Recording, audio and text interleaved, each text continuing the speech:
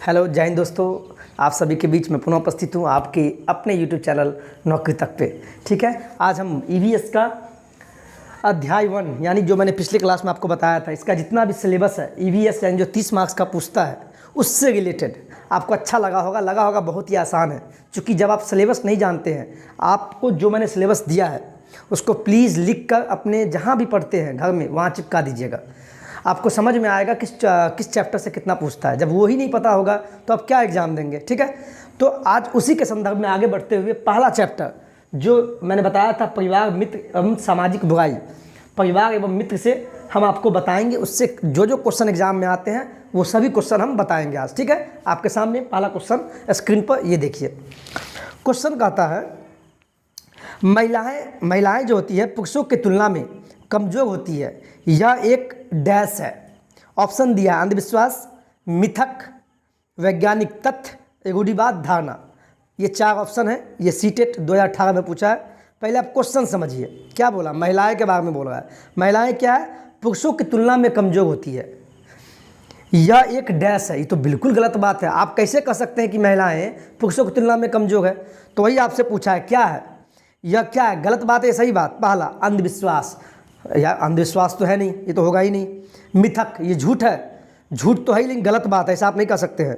तीसरा वैज्ञानिक ने कहा क्या, वैज्ञानिक तो ऐसा नहीं कहा कि महिलाएं जो होती है वो पुरुषों से कमजोर होती है, तो बिल्कुल गलत है।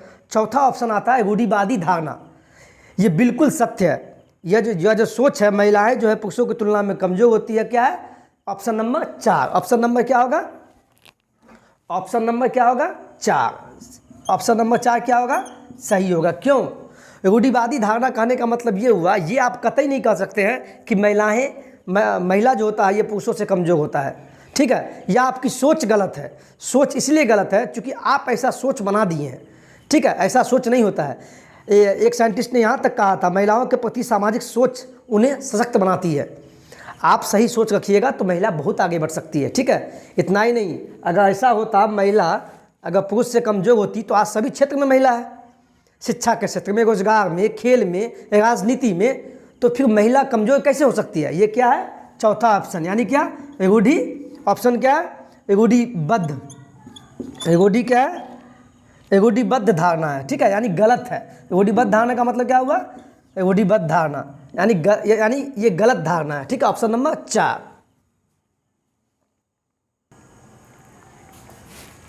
ठीक है, अगला क्वेश्चन आपके स्क्रीन पे देखिएगा। अगला क्वेश्चन कहता है, कक्षा 3, आप एक शिक्षक हैं, कक्षा 3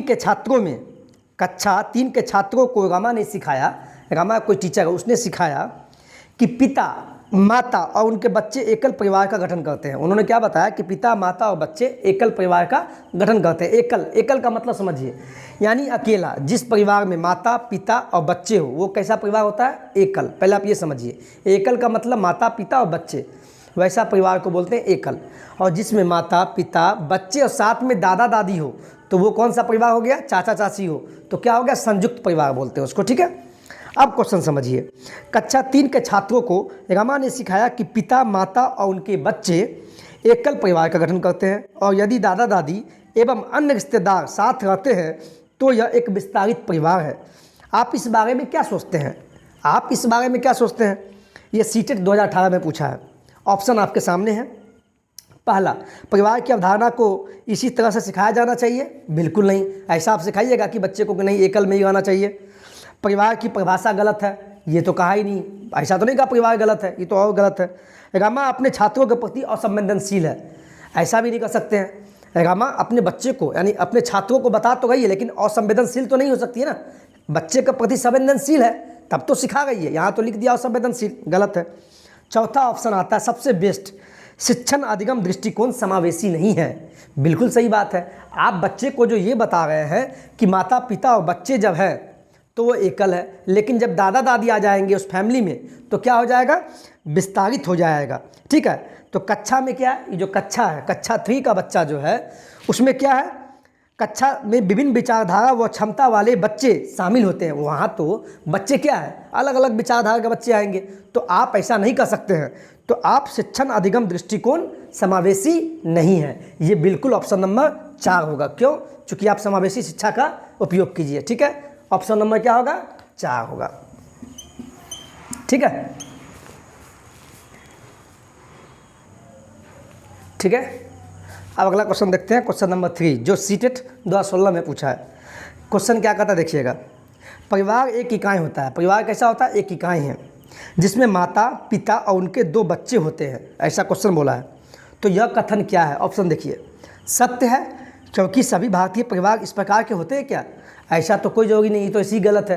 क्या ये सत्य तो हो ही नहीं सकता है? क्या सभी परिवार में ऐसा होता है कि माता पिता और बच्चे हो? भाई ऐसा भी कोई परिवार होगा ना जिसमें दादा दादी भी होंगे, चाचा चाची भी होंगे, यानी संयुक्त परिवार, ऐसा तो हो सकता है। तो ऑप्शन ये गलत है। दूसरा बोलता है ऑप्शन सही नहीं है, क्योंकि इस कथन में यह स्पष्ट करना चाहिए कि बच्चे जैविक होते हैं। ये तो और बिल्कुल गलत है।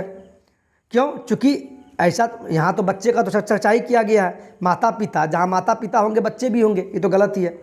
तीसरा बोलता है सही नहीं है। ये जो बात बोला है कि परिवार एक इकाई होता है जिसमें माता पिता उनके 2 बच्चे होते हैं, यह कथन क्या है?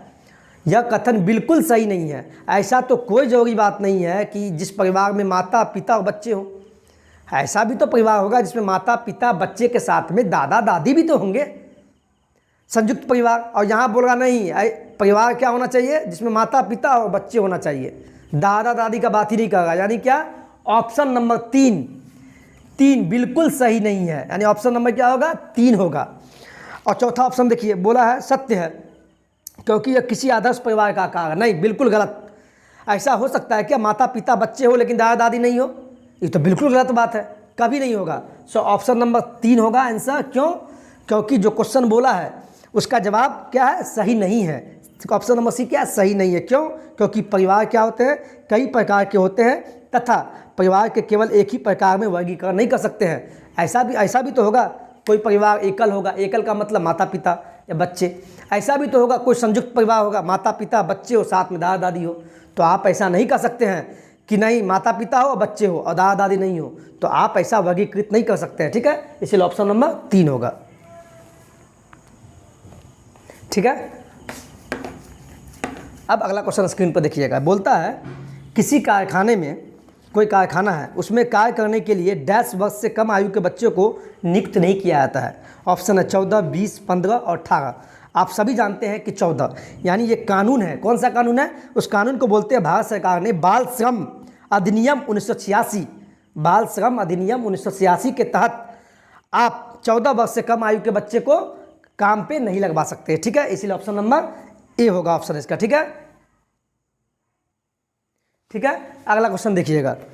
सरकार द्वारा बाल श्रम रोकथाम अधिनियम में संशोधन किया गया, यानी जो बाल श्रम रोकथाम अधिनियम है उसमें कब संशोधन किया गया? तो ऑप्शन आपके स्क्रीन पे है।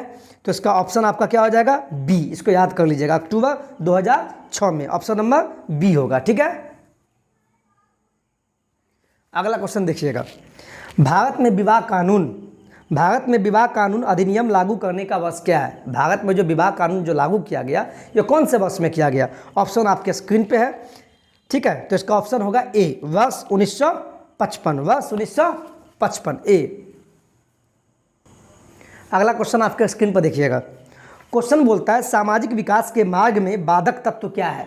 बाधक मतलब जो समाज में रुकावट करता हो। ठीक है, कहता नहीं बाधक है। बाधक मतलब क्या? समाज में खाली मारपीट करता है, यानी क्या ये बाधक बच्चा है। बाधक मतलब ये डिस्टर्ब कर रहा है। तो क्वेश्चन वही बोला है, सामाजिक विकास के मार्ग में बाधक तत्व क्या है? ऑप्शन है श्रम विभाजन, शिक्षा का अधिकार, सांप्रदायिकता और सहकारिता। तो ऑप्शन नंबर सी होगा सांप्रदायिकता। सांप्रदायिकता ही क्यों होगा ऑप्शन इसका सही? इसलिए होगा चूंकि जानिए पहले, समाज विकास के मार्ग में, समाज में जब विकास होता है, समाज में किसी भी समाज में जब विकास होगा उसके मार्ग में सबसे बड़ी बाधा सांप्रदायिकता है। और सांप्रदायिकता का अर्थ क्या होता है पहले आप ये समझिए।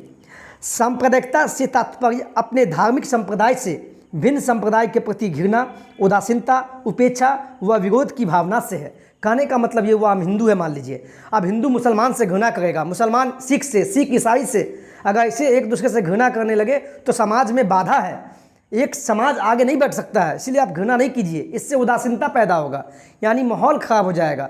तो सांप्रदायिक भावना आप लोग अच्छे से रखिए, हीन भावना कभी किसी से मत रखिए, ठीक है। तो सबसे बड़ी बाधा कौन सा है? सांप्रदायिकता बाधा, ऑप्शन नंबर सी, ठीक है। अगला क्वेश्चन देखिएगा। क्वेश्चन बोलता है सामाजिक बुराइयों का उदाहरण है, यह सीजी टेट 2011 में पूछा है। ऑप्शन है बाल विवाह, दहेज, बाल श्रम और डी ऑप्शन ये सभी। तो ऑप्शन होगा डी ये सभी। ये सब क्या है? सामाजिक बुराई है। क्यों?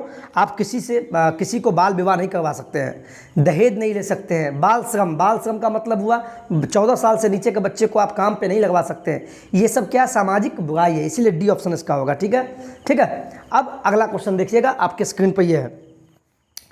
अगला क्वेश्चन देखिएगा, बच्चों में सामाजिक भावना का विकास करने के लिए निम्न में से कौन सा प्रयास सर्वोत्तम है? यानी बच्चा जो होता है उसमें सामाजिक भावना आवे। सामाजिक भावना कहने का मतलब बच्चे एक दूसरे को मदद करें, समाज में एक दूसरे का हाथ बटावे, ठीक है। ये करने के निम्न में से कौन सा प्रयास सर्वोत्तम है, ये बोला। तो क्या बोला? ऑप्शन देखिए, पहला बोला विद्यालय में विभिन्न त्योहारों का आयोजन करना चाहिए। भाई विद्यालय में क्या हो, तो समाज में भी त्यौहार का आयोजन होता है, ठीक है।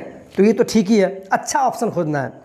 अभिभावकों को यानी उसके माता पिता को विद्यालय में आमंत्रित कर बैठकों का आयोजन करना चाहिए। बैठकों का आयोजन करना, भाई जब बच्चे पढ़ेंगे तो गार्जियन तो उसके माता पिता तो आएंगे, ये कोई बहुत बड़ा इशू तो नहीं है। तीसरा, बच्चों को स्वस्थ स्पर्धा के लिए तैयार करना है। कहने का मतलब हुआ बच्चे में प्रतियोगिता का भावना लाना है, बच्चों में ये लाना है कि स्वस्थ प्रतिस्पर्धा हो, यानी तुम पढ़ोगे तो इतना आगे जाओगे, आपको मैं प्राइज़ दूंगा, या ये काम की इतना पढ़िए, कलेक्टर बनिए। तो ये सब क्या हुआ, उससे प्रतिस्पर्धा आएगा, उसके अंदर कंपटीशन का भावना आएगा। और चौथा है विद्यालय में बाल मेला आयोजित करना। ये तो कोई बहुत बाल मेला मतलब मेला का आयोजन करना चाहिए बच्चों के लिए, ये नहीं। लेकिन हमको बोला है बच्चों में सामाजिक भावनाओं का विकास करने के लिए निम्न में से कौन सा प्रयास सर्वोत्तम है, सबसे अच्छा है? तो ऑप्शन नंबर सी, कि बच्चे में कंपटीशन का पैदा करना चाहिए जिससे बच्चा आगे बढ़ेगा। तो ऑप्शन नंबर सी होगा, ठीक है। अब अगला क्वेश्चन देखते हैं। अगला क्वेश्चन देखिए आपके स्क्रीन पे, बच्चों को सामाजिकरण का पहला पाठ कहाँ से प्राप्त होता है? बच्चा में सामाजिकरण का पाठ यानी बच्चा समाज में अच्छे से बोले, माता पिता का बात माने, वो चाचा है वो चाची है, एक दूसरे का हाथ बटावे, तो ये सब समाज से ही तो सीखता है। तो वही आपसे क्वेश्चन किया है। तो बच्चे को सामाजिकरण का पहला पाठ कहाँ से प्राप्त होता है?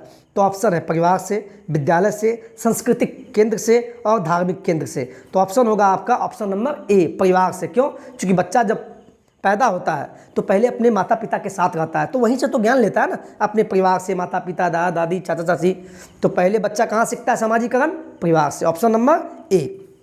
अगला क्वेश्चन देखिए, शारदा एक्ट का संबंध निम्न में से किससे है? ये बहुत बढ़िया क्वेश्चन है, इसको आप याद कर लीजिएगा। एक शारदा एक्ट है, उसका संबंध निम्न में से किससे है? तो ऑप्शन आपको देख लीजिएगा, ऑप्शन होगा आपका बाल विवाह, ऑप्शन नंबर ए, बाल विवाह। अब अगला क्वेश्चन, भारत में लड़के एवं लड़कियों की विवाह योग्य न्यूनतम आयु क्या है? लड़के एवं लड़की न्यूनतम आयु क्या है? हमारे भारत में नियम क्या है, जब लड़का का शादी होगा तो उसका न्यूनतम उम्र क्या होना चाहिए? याद कर लीजिए 21 साल, और लड़की का उम्र 18 साल होना चाहिए। तो ऑप्शन नंबर क्या होगा? ए। अगला क्वेश्चन देखिए, एकल परिवार से क्या तात्पर्य? एकल, मैंने आपको भी बताया ना, एकल एक होता है एकल और एक होता है संयुक्त, ठीक है। एकल और संयुक्त परिवार। एकल में क्या होते हैं? बच्चे होते हैं, माता पिता होते हैं, बस। लेकिन इसमें क्या होते हैं? बच्चे होते हैं, माता पिता होते हैं, साथ में दादा दादी भी होते हैं, चाचा चाची होते हैं। इसको बोलते हैं संयुक्त, इसको बोलते हैं एकल। पहले समझिए, एकल का मतलब बच्चा और माता पिता और कोई नहीं, उसको बोलते हैं एकल परिवार, ठीक है। अब क्वेश्चन पे आइए, एकल परिवार से तात्पर्य क्या है? तो ऑप्शन आपके स्क्रीन पे है, इसका सही आंसर होगा बी, ऐसा परिवार जिसमें माता पिता एवं उनके बच्चे हो, खाली माता पिता और बच्चे हो, उसको क्या बोलते हैं? एकल परिवार, ठीक है। आपको बताया है ऑप्शन नंबर बी। अब अगला क्वेश्चन देखिए, लड़के लड़कियों की अपेक्षा अधिक बुद्धिमान होते हैं। आप ऐसा नहीं कर सकते हैं, क्वेश्चन बोला लड़के जो होते हैं, लड़का सब, वह लड़कियों से अधिक बुद्धिमान होते हैं, ठीक है। यह कथन क्या है? तो एक बोलता है सही है, एक बोलता है सही हो सकता है, एक बोलता है बुद्धि के भिन्न पक्ष के लिए सही है, एक बोलता है लैंगिक पूर्वाग्रह को प्रदर्शित करता है। ऑप्शन नंबर डी क्या होगा? ऑप्शन नंबर क्या होगा? इसका आंसर डी होगा। आप ऐसा कभी कर सकते हैं क्या, लड़के हमेशा लड़की से तेज होता है, ऐसा तो नहीं कर सकते, कहीं लिखा हुआ तो नहीं है, तो ये तो गलती है। बी सही हो सकता है, आपको खुद विश्वास नहीं है तो ये तो बिल्कुल गलत है। ऑप्शन नंबर सी बुद्धि के भिन्न पक्षों के लिए सही है, ये तो क्या सभी का बुद्धि अलग अलग, ऐसा तो नहीं कर सकते डी। और डी मतलब हुआ लैंगिक, ये तो बिल्कुल सही है। क्यों, अब इसका मतलब समझिए क्या बोलना चाह रहे हैं हम। लड़के एवं लड़कियों की अपेक्षा अधिक बुद्धिमान होते हैं, यह कथन लैंगिक पूर्वाग्रह को प्रदर्शित करता है। लैंगिक पूर्वाग्रह का पहले मतलब समझिए क्या होता है, ठीक है। लैंगिक मतलब अलग अलग लिंग, अलग अलग मतलब स्त्री अलग होती है और पुरुष अलग होता है। पहले तो लिंग का मतलब अलग अलग लिंग, पुरुष और स्त्री अलग अलग लिंग है। और लैंगिक पूर्वाग्रह का मतलब क्या होता है, जो ऑप्शन नंबर डी सही है, उसका मतलब होता है किसी विशेष लिंग, धर्म व जाति के बारे में तथ्यों की जांच किए बिना ही राय बना लेना या निर्णय ले लेना गलत है। आप ये कभी नहीं कह सकते हैं कि लड़के लड़कियां से तेज होगा या लड़कियां जो हैं लड़के से तेज होगा, ये आप ऐसा नहीं कर सकते हैं। बिना जाने पहचाने आप निर्णय नहीं ले सकते हैं, इसीलिए इसको बोलते हैं लैंगिक पूर्वाग्रह। ऑप्शन नंबर डी, ये क्वेश्चन पूछता ही है, इसको आप VBI कर लीजिए, ठीक है।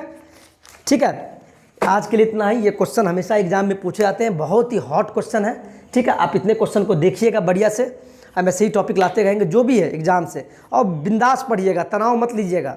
आपको बड़ा बताया है ना, तनाव से संबंधित बीमारियां क्या होता है, डिस्थेमिया होता है, डिस्थेमिया। तो डिस्थेमिया नहीं करना है आपको, दिमाग में तनाव नहीं लाना है, बिंदास पढ़िएगा, ठीक है। ये EVS का चैप्टर 1 हम बताएं आपको, ठीक है। चलिए आज के लिए इतना ही, वीडियो लंबा हो जाएगा, तो वीडियो अच्छा लगा हो तो please like share and subscribe कीजिएगा। धन्यवाद।